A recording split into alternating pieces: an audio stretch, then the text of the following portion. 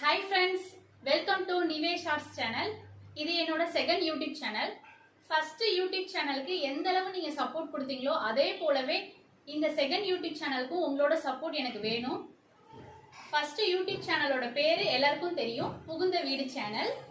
So இது என்னோட second YouTube channel Nivesh arts அப்படின்னு சொல்லிட்டு ஸ்டார்ட் பண்ணியிருக்கேன்.